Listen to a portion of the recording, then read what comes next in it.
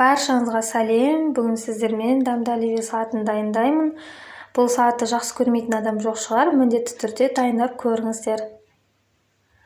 Ең алдымен қайнатылған картоптарымызды алып, 4 бұрышты етіп турап аламыз. Картоптың мөлшерін өз қалауларыңыз бойынша қоссаңыздар болады. Менде 6 қайнатылған картопты қостым.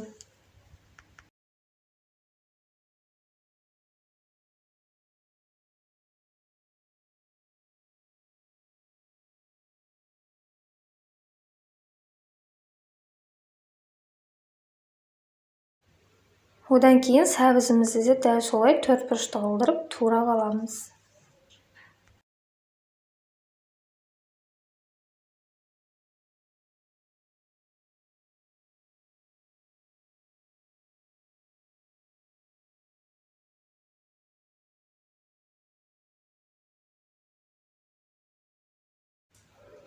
Сәбізімізден кейін қайнатылған жұмыртқаларымызды алып, оны да 4 бұрышты етіп турап аламыз. Мен 6 дана қайнатылған жұмыртқаны қостым.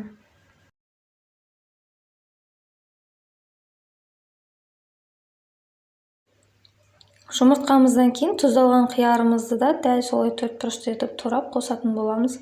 Менде 4 штук тұздалған қияр қостым.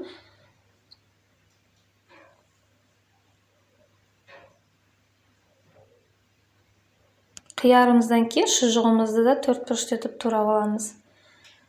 Кейбіреулер ет те қосып жатады, өз қалауларыңыз бойынша шұжық немесе ет қоссаңыздар болады.